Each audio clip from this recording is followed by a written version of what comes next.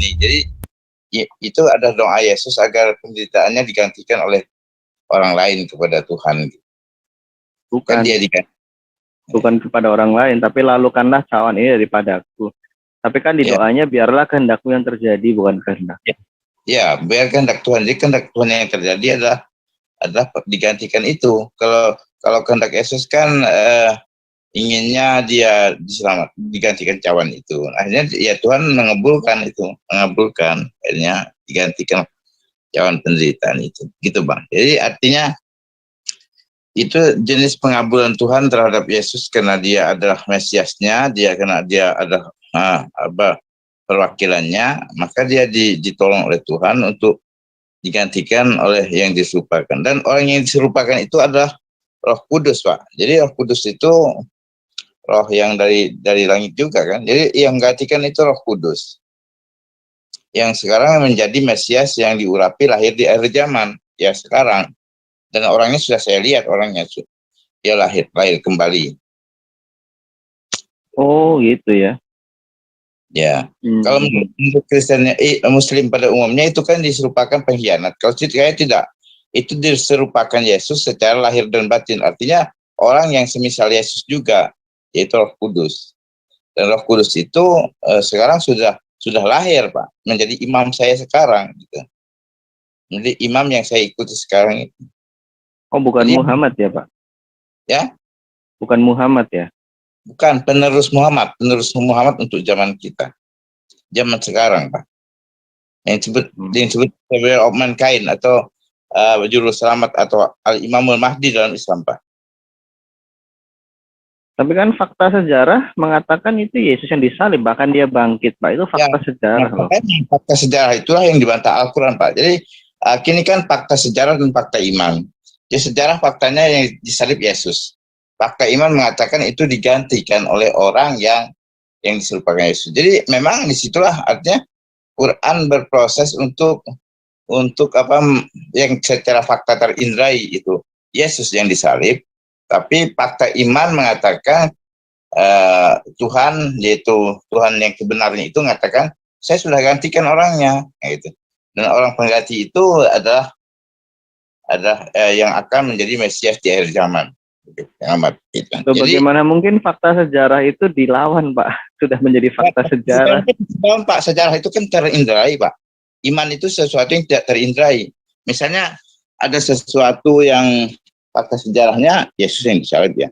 Tapi fakta Tuhan mengatakan itu sudah keserupakan. Jadi maksudnya iman itu membantah fakta empirik oleh indera, Pak. Jadi iman artinya secara indrawi bahwa yang disalib Yesus, tapi secara iman Tuhan mengatakan kugantikan, berarti terganti. Jadi bicara tentang digantikan, bicara iman yang melawan sejarah itu Pak. Jadi sejarah itu mengoreksi, iman itu mengoreksi sejarah yang tidak terindrai.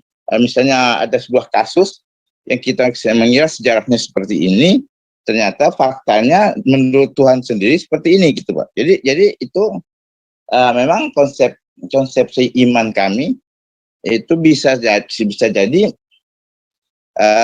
bertentangan dengan, karena apa? Karena kan artinya orang mempersoalkan siapa sih yang disalib itu.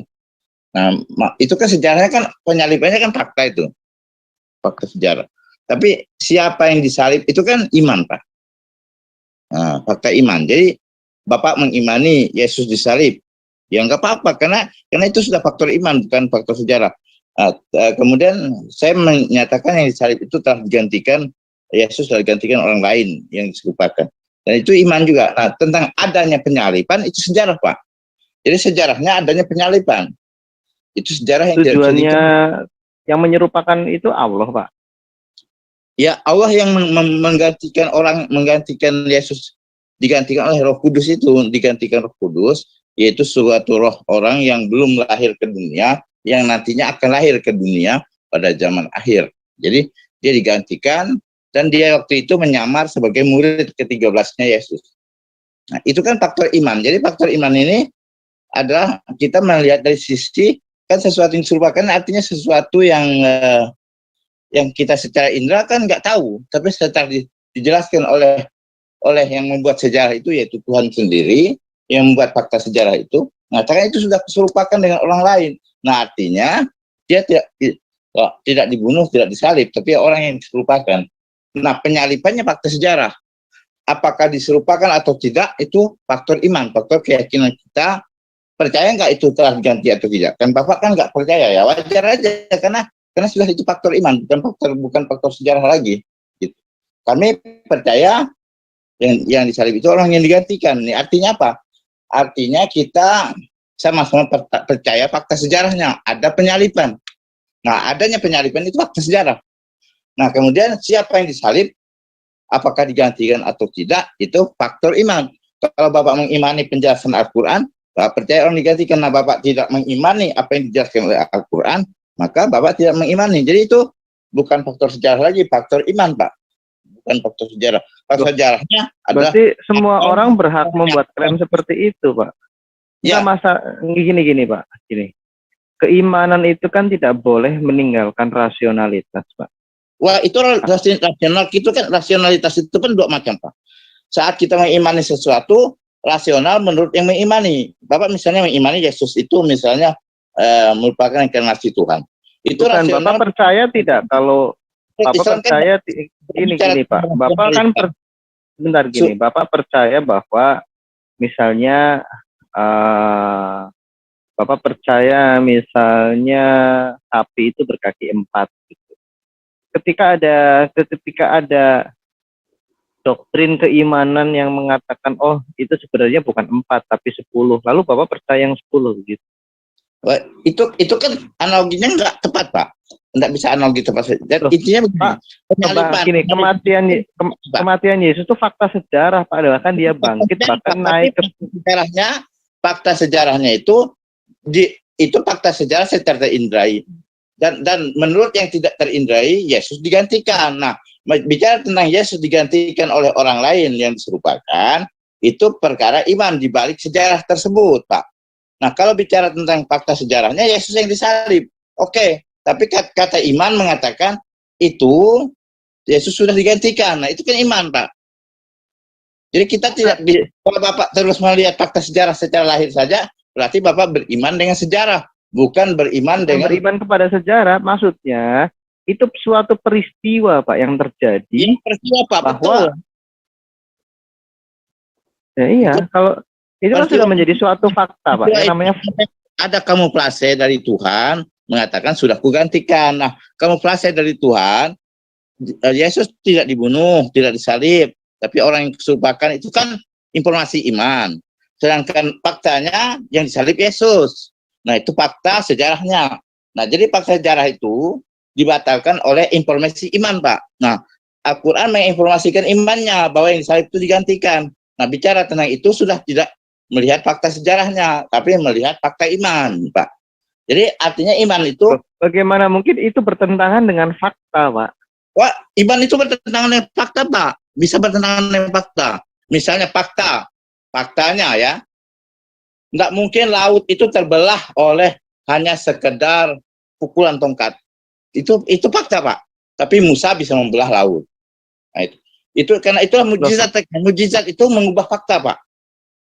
Nah, contoh. Pak, iman gini, Pak. Keimanan itu yang sudah masuk ke dalam dimensi yang menjadi dimensi indera ini.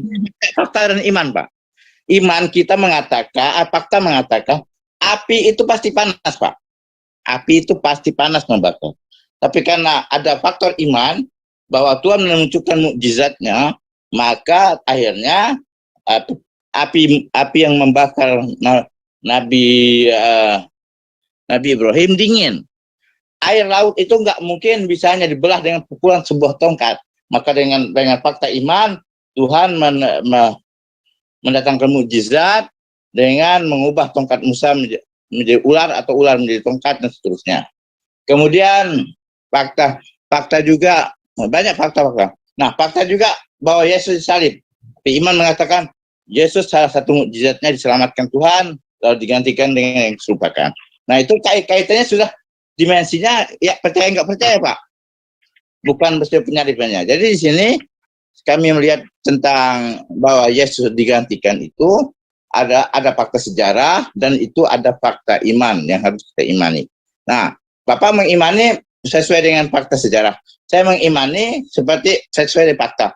Faktanya, kalau ada hanya informasi saja, ada api nggak panas, itu saya nggak percaya, Pak. Kalau informasinya nggak dari Tuhan. Loh, begini Pak ya, yang namanya kita sebentar Pak. Kalau kita mau merekonstruksi, membangun lagi cerita sejarah, misalnya gini, ketika tokoh sejarah katakanlah Pangeran Diponegoro gitu ya. Kita mau rekonstruksi sejarah Pangeran Diponegoro. Nah, apakah Pangeran Diponegoro ini makanannya suka makan pete atau makan jengkol? Ya, kemudian Semtot Prawirodirjo, anak buahnya Pangeran Diponegoro, menuliskan bahwa Pangeran Diponegoro itu suka makan pete. Lalu kemudian 700 tahun kemudian ada orang yang mengatakan Pangeran Diponegoro suka jengkol. Kok lebih percaya yang 700 tahun kemudian? Itu logikanya di mana? Logikanya kalau hanya sekedar Muhammad yang mengatakannya, saya nggak percaya, Pak. Tapi karena ini yang mengatakannya Tuhan pencipta semesta alam, Bapak jangan bawa Tuhan dulu, Pak. Ini iman, jadi Pak. Kita ini tutup Alkitabnya. Gini Pak, gini Pak.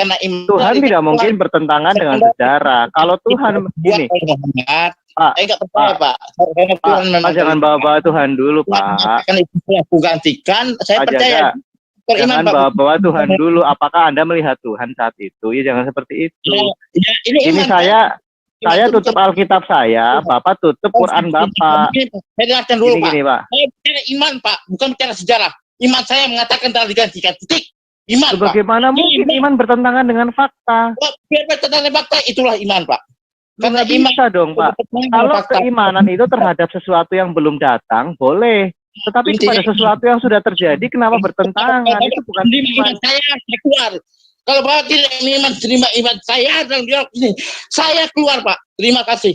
Kalau saya nggak suka kalau iman didebat, iman nggak bisa didebat, Pak. Tapi kalau iman ini keyakinan tunggal yang pasti Tuhan telah mengatakan telah digantikan, maka saya percaya kepada Tuhan Rabbul Alamin. Nah ini, Pak. Jadi saya itu kalau bisa dibantah tuh, Pak, sudah keliru, Pak. Nah, sudahlah. Maaf, jadi ini perkara iman tidak bisa dibantah. Iman tidak bisa dibantah. Ini iman saya kepada Tuhan saya yang Yesus telah digantikan oleh. Ya, mungkin kita membahas yang lain sejarah Syiah saja karena kami tertarik dengan beberapa pandangan Syiah. Jadi intinya, Pak, iman itu tidak bisa didebat. Kayak yang bisa kita perdebatkan itu yang lain-lain. Iman titik. Bapak iman begitu, saya iman begini. Titik sudah, Pak. Nggak bisa dibangkal lagi. Ya, oke. Mungkin kita membahas yang lain ya, karena menurut saya begini. Iman tidak bisa dikatakan. Ya, setuju. Begitu, iman saya begini, titik, sudah. Itu, sudah. Iya. Jadi gini ya.